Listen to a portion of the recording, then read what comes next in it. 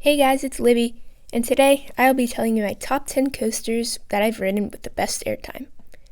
This list is based on how good the airtime is, not the layout of the ride, also how strong the airtime is. So let's get right into it. At number 10, this may surprise some people, is Comet at Hershey Park. I really like this coaster. It may not be the most thrilling, but the airtime is really good. You get some solid ejector, and especially on the first drop, you get some good airtime, especially sitting in the back row. I sat in the second back row, and also in the front row, you get some good airtime as well. And even towards the end of the ride, you go through a ton of small bunny hills, and that has to be one of my favorite parts of the ride. You just keep getting thrown out of your seat because there are buzz bars, and it's really fun. Definitely suggest going on this ride if you go to Hershey Park. Number 9 is Steel Force at Dorney Park, and this is the only coaster on this list that has floater airtime instead of ejector, because as most of you know, I like ejector way more than floater, and this is actually one of the only coasters I actually get floater on. That's why I'll be taking the number 9 spot. This might sound crazy to some people, but 8 is actually King Ka, and let me explain. So, as you can see from this footage, that's the airtime hill at the end. I don't get airtime on that, but if you're sitting in the back row on the top hat, you just get whipped over, and there's some really good ejector airtime from it. So, if you're gonna ride this, I know people say to sit in the front, but just try the back. It's a little shaky at the end, but it's worth it to get that awesome airtime. Skull Mountain will come in at number 7, and the reason is back row. The back row is insane. You just get completely whipped over on the drop, and if you're riding it in the summer instead of during holiday in the park, it is so crazy.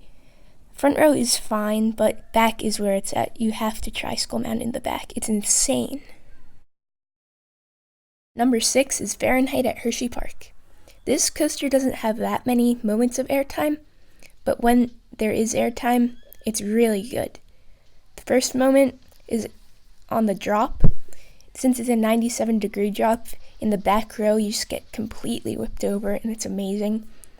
And then the other moment is towards the end of the ride. There's a airtime hill, and it's really good. So that's why it's my number 6. Number 5 is Maverick at Cedar Point. This ride has some amazing airtime. On the drop, if you're sitting in the back or front, both give really good airtime. It's basically a better version of Fahrenheit.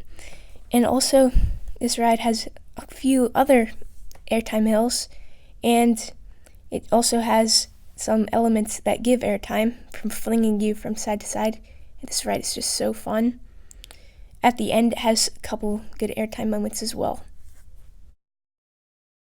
Number 4 is actually Steel Vengeance, and the reason I'm not putting this higher is because, yeah, it does have a lot of airtime, but the coasters that are in front of this have way better airtime. So, I wish that Steel Vengeance had better airtime than it does. I was expecting it to, but it just didn't. The other RMC I've ridden, Twisted Colossus, is at number 3. And I actually think the airtime on Twisted Colossus is better than Steel Vengeance.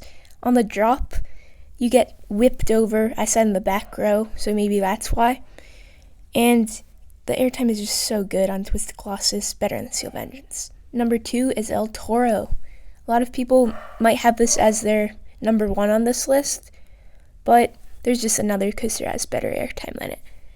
But on El Toro, there are a lot of moments of ejector, and the Rolling Thunder Hill is the best moment, one of the best I've experienced on a coaster. And number 1 is Skyrush. Oh my gosh, the airtime is amazing on this ride. On the drop, it's just so good. You get completely whipped over, whether you're in the front, middle, or back. And this is by far the best drop I've had on a coaster. After that, you're going to go through some huge airtime hills. These things are insane. The Stengel dive is so good as well. All of these elements, they may be kind of simple, but they are amazing. Skyrush is so good. if you like ejector airtime as much as me, you'll probably love Skyrush. Thank you for watching this video, and make sure to comment what coaster has the best airtime that you've ridden.